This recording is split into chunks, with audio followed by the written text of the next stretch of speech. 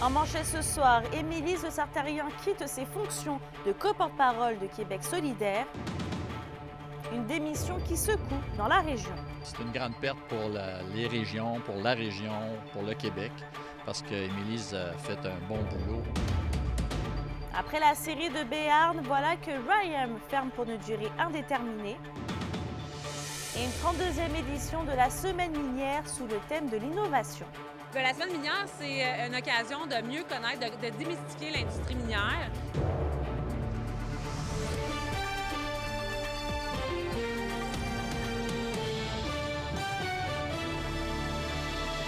Bon début de soirée tout le monde et merci d'être parmi nous. 5 mois après avoir été élue co-porte-parole de Québec solidaire, voilà que Émilie Le Sartarian annonce officiellement sa démission sur les réseaux sociaux aujourd'hui. Et Kimberly, l'annonce, on peut dire, fait beaucoup de bruit ici dans la région. Absolument, Mélissa. J'ai rencontré aujourd'hui Guy Leclerc, qui est l'un des membres fondateurs de Québec solidaire dans Rouyn-Noranda-Témiscamingue et qui a justement permis à Émilie Le Sartarian d'avoir fait ses premiers débuts en politique. Donc, il a toujours appuyé. Et naturellement, il est très déçu de sa décision d'avoir démissionné ce matin. Par contre, c'était quand même quelque chose, c'est ça qui le surprenait. Et il reconnaît quand même qu'elle a fait de son mieux, même si la tâche était colossale. Donc, rappelons des faits. Il y a environ un mois, Émilie Le Sartarian a fait savoir sur les réseaux sociaux qu'elle prenait une pause professionnelle pour des raisons de santé. Et toujours sur les réseaux sociaux, elle a confirmé aujourd'hui qu'une partie des raisons pourquoi elle quittait, c'était à cause de son état de santé. En fait, elle est épuisée. Et parmi les autres raisons de départ, elle disait qu'elle ne se sentait pas exactement écoutée au sein de son parti. Je la cite d'ailleurs, « Je me suis fait gronder ou culpabiliser pour des prises de parole sincères. On m'a invalidée quand j'ai nommé des besoins. » Elle indique aussi qu'elle avait eu du mal à trouver son espace et que les différentes visions se sont entrechoquées. Bref, étant donné que Québec solidaire grossit, Guy Leclerc est d'avis qu'il y aurait plusieurs ajustements à faire dans le parti. Ça devient urgent, là, parce que c'est quand même la deuxième femme qu'on perd de qualité là, au cours des 2 dernières années, là. On se ramasse avec un déséquilibre entre les porte-paroles s'ils ne sont pas à l'Assemblée nationale tous les deux. Dans ce cas-ci, Émilie est hors Assemblée nationale, donc elle n'est pas comme dans le commando de feu, là. Donc, c'est beaucoup plus difficile de faire sa place puis de passer ses messages. La dernière campagne électorale a été difficile au niveau des régions. Donc, le parti l'a compris. Il a commencé à mettre des efforts. Mais je pense qu'il faut vraiment avoir un bon questionnement, comment réorganiser ça. Et Kimberly, certains élus de la région ont aussi réagi à la démission d'Émilie Le Sartarian. Tout à fait. Il y a par exemple Pierre Dufour, député d'Abitibi-Est, qui m'a confié en fait qu'Émilie Le Sartarian était réellement une voix pour la région et pour les régions éloignées en général également. Donc, il reconnaît son travail et ses implications qu'elle a fait par rapport à ça à l'échelle nationale. Et la préfète de la MRC de Témiscamingue, Claire Bolduc, est vraiment du même avis. Une voix qui représentait la région qui s'éteint est toujours dommage. Mais de son côté, elle affirme tout de même que les ponts entre les MRC et Émilie Le Sartarian étaient coupés, en fait, depuis plusieurs mois. Donc, maintenant, je vous laisse écouter ces deux personnes par rapport à la situation. Il y avait quand même depuis une semaine, au niveau de la tribune parlementaire, on avait quand même des éléments d'information qui nous disaient que ce n'était pas le nirvana, justement, à l'intérieur du parti. Par contre, c'est son choix à elle de choisir de quitter. Je la laisse à ses occupations avec son parti pour, je pense, définir bien la dynamique dans cette situation-là. Avec Daniel Bernard, on parle haut et fort de ce qu'on vit dans nos localités, avec les enjeux auxquels on est confronté. Les façons de travailler sont différentes. On a une très belle collaboration avec Daniel Bernard, alors on peut pas comparer. Une voix s'est éteinte, il y en a d'autres qui continuent de parler. D'ailleurs, en mêlée de presse ce matin, Gabriel Nadeau-Dubois, le co-porte-parole de Québec solidaire, mentionne que c'est une très mauvaise nouvelle pour le parti par rapport à la démission d'Émilie Le Sartarian. Il mentionne également que ça fait partie, il prend une part des responsabilités face à cet échec, mais qu'il serait faux quand même de penser que le parti est en crise actuellement. Merci Kimberly. Vos réponses à la question du jour TVA. Une présentation de la Clinique infirmière Nord-Ouest partout dans la région. Nous vous offrons des consultations rapides avec des infirmières et infirmières praticiennes spécialisées et un nouveau service de téléconsultation. Contactez-nous pour plus d'informations ou visitez notre site Web. Et à la question du jour, on vous demandait pour justement le Québec solidaire, êtes-vous surpris du départ d'Émilie de Sartérien à titre de co-porte-parole? Vous avez répondu non à 84%. Et d'ailleurs, on est allé à votre rencontre pour avoir vos commentaires. Je sais pas tous les détails, je trouve ça un peu plate, je trouve ça le fun, une personne de la région qui était à la tête d'un parti. C'est sûr que je suis déçue, j'aurais aimé ça, moi ses idées, ils me représentent beaucoup, mais les idées de Québec solidaire, j'avais l'impression qu'ils me représentaient beaucoup aussi. Fait que c'est sûr que ouais, je suis bien déçue. C'est dommage parce que Québec solidaire, c'était quand même un parti que je trouvais très intéressant. C'est son choix, il y en a beaucoup sur les épaules, là. Fait que je voudrais pas être à leur place. Oui, ça aurait peut-être été bon qu'elle demeure là, mais si tu veux, c'est son choix à elle, puis pour moi, ils sont tant à fait. C'est une travaillante, là. C'est triste, mais la vie continue. L'entreprise forestière Ryam suspend les activités de l'usine de Témiscamingue pour une durée indéterminée. L'usine de cellulose de haute pureté sera donc fermée temporairement à partir du 2 juillet prochain et 275 employés seront mis à pied. Cette décision permettra d'atténuer les pertes actuelles liées aux opérations et d'augmenter le flux de trésorerie disponible selon l'entreprise. Le président directeur général Lyle Bloomquist affirme que c'est la faiblesse du marché et l'incertitude entourant la disponibilité de fibres de bois à prix abordable qui poussent entre autres la fermeture. Le ministre de la Région, Jean Boulet, de son côté, souligne que c'est avec tristesse qu'il apprend cette nouvelle. Et d'ailleurs, la ministre de l'Emploi, Catherine Champagne-Jourdain, a demandé qu'un comité d'aide au reclassement soit rapidement mis sur pied pour aider les travailleurs à trouver un nouvel emploi. Dans les faits divers, Jean-Marie Lambert, 75 ans, a été retrouvé sain et sauf dans le secteur de la Morandière. C'est la Sûreté du Québec qui en a fait l'annonce dimanche aux environs de 10 heures. Ce dernier avait été porté disparu samedi dernier dans le secteur d'Amos et ses proches avaient des raisons de crainte pour sa santé et sa sécurité. Et toujours dans les faits divers, la fraude de grands-parents se poursuit malheureusement dans la région. La Sûreté du Québec fait état d'une dizaine de signalements entre la journée d'hier et d'aujourd'hui dans les secteurs de Barrault et de Val-d'Or. Le corps de police en appelle donc à la vigilance de la population, notamment en ne donnant pas d'argent sans être sûr qu'il s'agit réellement de proches. Les gens sont donc invités à signaler sans hésitation tout appel suspect à leur poste de police locale. Sur un autre sujet maintenant, la 32e édition de la Semaine minière de Val-d'Or a été lancée ce matin. Jusqu'à dimanche prochain, il va y avoir des activités d'information qui seront organisées pour faire la promotion du secteur minier régional qu'Emilia La Liberté.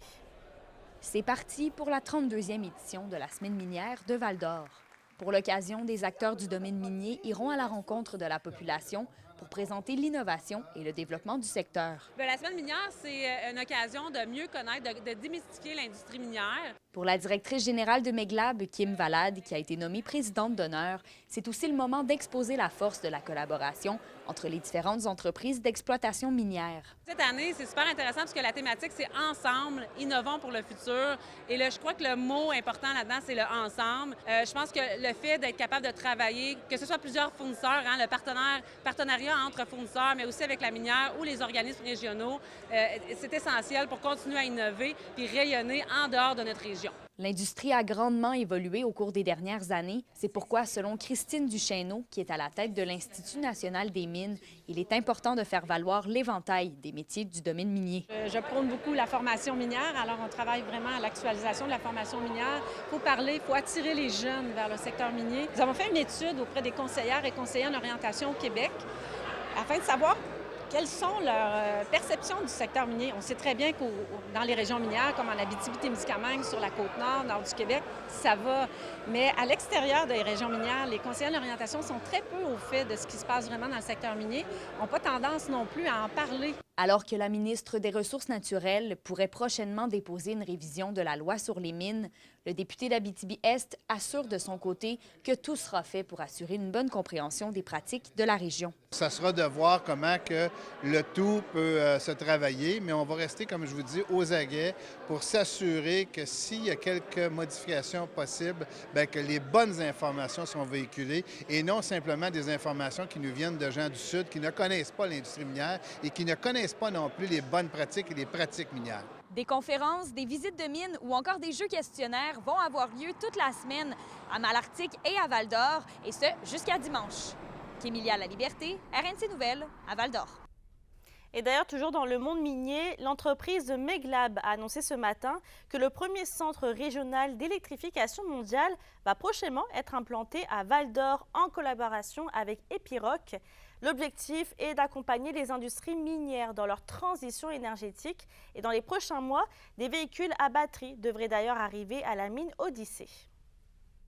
On va avoir le premier centre régional d'électrification mondial. Donc, c'est vraiment une belle reconnaissance envers notre expertise qui se passe ici, mais aussi un engagement envers les minières locales. Donc, on rassemble maintenant toutes les connaissances au niveau des batteries, des chargeurs, de l'infrastructure et aussi de la gestion de notre énergie. Parce que l'idée, c'est de toujours réduire notre consommation. Fait que dans ce cas-là, c'est de faire mieux. Comment on est capable d'accompagner les minières aussi pour mieux consommer finalement. On reste à Val-d'Or puisque les travaux de la 4e phase de la revitalisation du centre-ville ont commencé aujourd'hui. La 3e avenue est donc fermée à la circulation automobile entre la 6e et la 7e rue en raison du remplacement des conduites et ce jusqu'au mois de juin.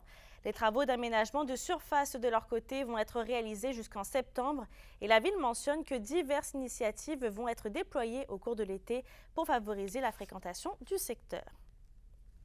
On se déplace maintenant dans la MRC d'Abitibi. Oui, le regroupement innovant pour l'impression d'immeubles durables développe son propre projet de conception et de construction d'immeubles imprimés en collaboration avec la ville d'Amos.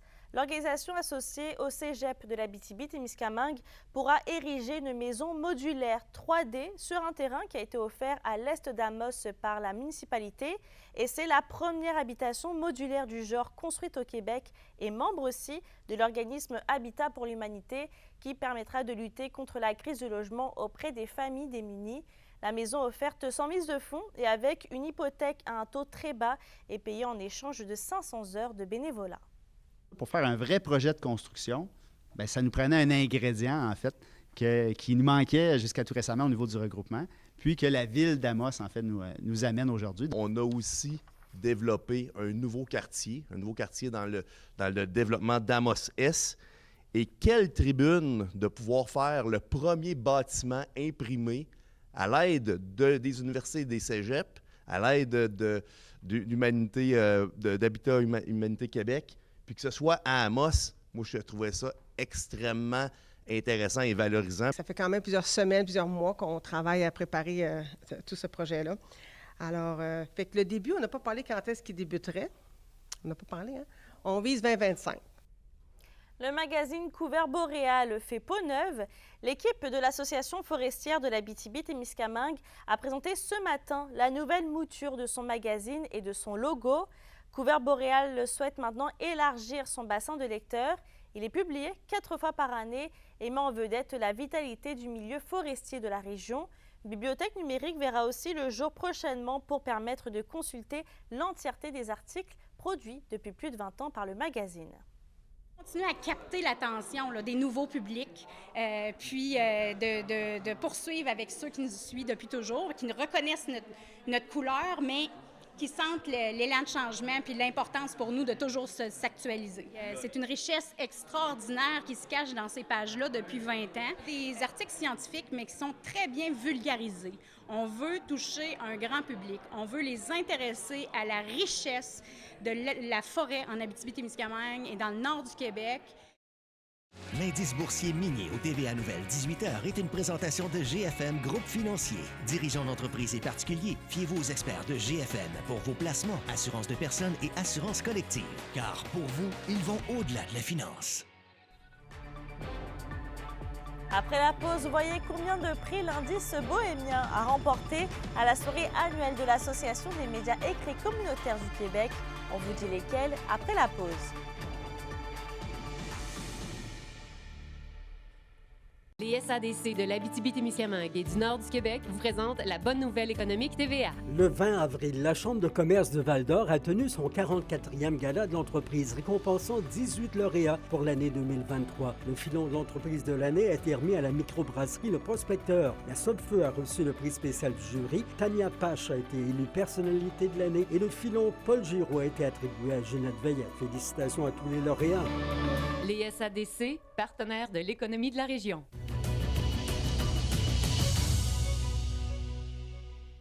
276 femmes ont participé la fin de semaine dernière à une pause pour le rose à Rouyn-Noranda. Plus de 10 000 $ ont été amassés pour la lutte contre le cancer du sein et le tout a été organisé par la photographe Nathalie Toulouse en Abitibi-Témiscamingue avec l'aide de 12 bénévoles. Elle affirme que chaque don permet de se rapprocher de la découverte de traitements efficaces, mais aussi d'améliorer des soins pour les personnes qui luttent contre la maladie. Plusieurs photographes du Québec se sont unis du 13 au 28 avril dernier en réalisant des portraits au coût de 25 $. Et sur un autre sujet, la fondation du docteur Jacques Paradis du centre hospitalier de la Sarre a remis samedi dernier 300 000 $ au centre de radio-oncologie régionale. L'annonce a été faite durant le souper bénéfice de la fondation. Un hommage aussi à l'ancienne directrice générale de la ville de la Sarre, Isabelle Damour, décédée après un long combat contre le cancer, a aussi été rendu. Et la soirée, le spectacle était assuré par l'humoriste Mario Tessier. La chronique culturelle vous est présentée par Bruno et Jasmin Leclerc, denturologistes. Des cliniques à la fine pointe de la technologie pour vous servir à La Sarre et à Amos. Justine, le journal culturel L'Indice bohémien s'est démarqué lors de la remise annuelle des prix de l'Association des médias écrits communautaires du Québec. Et oui, l'Indice bohémien comptait 5 nominations sur 11 catégories admissibles et a remporté 6 prix parmi les 39 journaux présents à l'événement. Le journal a remporté le 2e prix pour le meilleur article d'opinion, aussi pour la catégorie critique et pour la meilleure conception graphique. Ensuite, le 1er prix pour photographe de presse et la rédactrice Dominique Roy a remporté le prix de bénévole de l'année. Grâce à tous ces prix récoltés, l'Indice bohémien a également remporté la 2e place en tant que média communautaire de l'année. Ce sont toutes d'incroyables reconnaissances pour l'Indice bohémien et Valérie Martinez, la directrice générale, est très fière du travail de toute l'équipe et de la voix que le journal offre aux grands autant qu'aux petits artistes. Mais moi, je suis super contente qu'on ait cette reconnaissance-là, surtout pour nos rédacteurs, rédactrices bénévoles, parce qu'ils travaillent très fort, ils nous soutiennent toute l'année pour écrire des super textes et très élaborés et très bons. Et en fait, pour moi, c'est une grande reconnaissance pour eux, en fait, surtout et avant tout. Puis ça permet aussi de positionner l'Indice bohémien parmi les meilleurs médias communautaires de tout le Québec, fait que c'est quand même important. Puis c'est vrai qu'on parle de certaines personnes qui se démarquent déjà beaucoup, qu'on voit dans les autres médias en Abitibi-Témiscamingue, mais souvent aussi on parle de certaines personnes qui ne sont pas connues du tout. Puis c'est ça qui est intéressant en fait, c'est qu'on va chercher une personne qui va être peut-être en train de faire des œuvres d'art dans son garage, mais que personne n'entend parler. Puis tout d'un coup, oups, grâce à cet article, il y a un centre d'expo qui va l'exposer, puis ça fait démarrer quelque chose, un début de carrière. En fin de semaine, Justine, se déroulait l'édition 2024 du Salon des vins et saveurs régionales à Rouyn-Noranda. Et oui, et plusieurs professionnels, exposants et surtout fanatiques de vin étaient présents pour l'événement, ce qui a permis au comité du salon d'amasser de l'argent pour la Maison de l'Envol de Rouyn-Noranda. Il est un peu trop tôt encore pour dire le montant exact qui a été amassé, mais selon la présidente du Salon des vins et saveurs régionales, Sacha Marion, il aurait atteint l'objectif de 50 000 $. Sacha est très fière de pouvoir donner ce montant à la Maison de l'Envol. Et Yannick Rochelot, le directeur général de la Maison de l'Envol, est très reconnaissant à chaque année de recevoir ce montant-là de la part du Salon des vins et saveurs régionales. Bien, on trouve que c'est tellement une belle cause, puis c'est cette cause-là qui est pour le Salon des vins depuis des années. Donc, on trouve que c'est une belle mission, puis les gens sont là, puisque l'argent va à la Maison de l'Envol. C'est tellement important dans notre communauté, donc on est bien fiers. Bien, c'est vraiment énorme pour nous. Ça fait toute la différence. Un montant comme ça, on n'a pas encore le montant. Là, on devrait le savoir dans les prochains jours, prochaines semaines. Mais ça fait toute la différence. On a besoin de cet argent-là là, pour faire rouler la Maison de l'Envol année après année. Puis le Salon des vins, bien, c'est une des activités là, les plus importantes là, qui nous rapporte un bon montant d'argent. En fait, j'aimerais remercier Sacha Marion et tout le comité là, du Salon des vins et aussi toute la population de Rouyn-Noranda qui sont venus nous voir cette fin de semaine. Donc, un immense merci à eux là, pour d'avoir participé au Salon des vins. 2 joueurs des Huskies de Rouyn-Noranda ont signé des contrats professionnels dans la Ligue américaine dans les derniers jours. On vous dit dans quelles équipes dans un instant.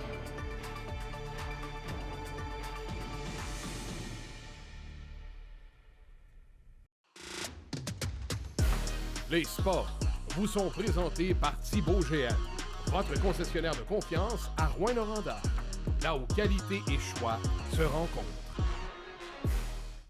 2 joueurs des Huskies de Rouyn-Noranda ont signé des contrats professionnels dans la Ligue américaine dans les derniers jours.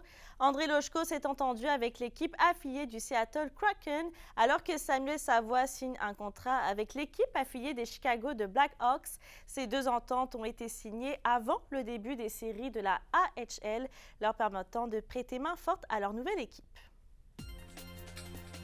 Pour une nouvelle importante à nous communiquer, contactez-nous.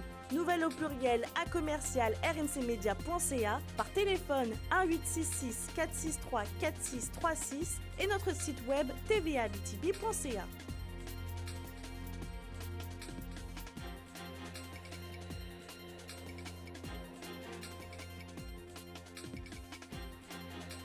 La météo, une présentation de Nicole Auto de Lassar, la capitale du pick-up. Vous y trouverez toujours le meilleur choix, toujours le meilleur prix. À la météo, Justine, on va devoir oublier les soleils pour les prochains jours. Ben oui, on le voit déjà, là, c'est pas mal nuageux. Il y a de la pluie qui s'en vient. Ça a déjà commencé ce soir. Là, il y a quelques petites fines gouttelettes. Mais ce soir et cette nuit, on va continuer à s'attendre à des nuages et de la pluie partout en région avec un minimum de 3 pour l'Abitibi et un minimum de 5 pour le Témiscamingue. Demain, partout en région, de la pluie intermittente avec un maximum de 10 et un petit aperçu pour après-demain. Ça va être nuageux avec un maximum de 12. Alors, la pluie va être de la partie. Dans ces temps pluvieux comme ça, là, profitez-en pour faire un petit peu de ménage, le ménage de printemps. On fait des trucs à l'intérieur pour passer le temps. C'est une bonne idée. Merci, Justine. Avant de se quitter, Robert Legault est le premier candidat en lice pour le siège numéro 1 de la ville d'Amos. On rappelle que Robert Julien, l'ancien conseiller municipal, avait remis sa démission. Et je termine aussi avec la SAR puisqu'ils informent les citoyens touchés par les inondations du 12 avril dernier qui peuvent maintenant entreprendre la démarche d'admissibilité au programme général d'assistance financière des sinistres. Sur ce, je vous souhaite de passer une belle soirée et on se retrouve demain.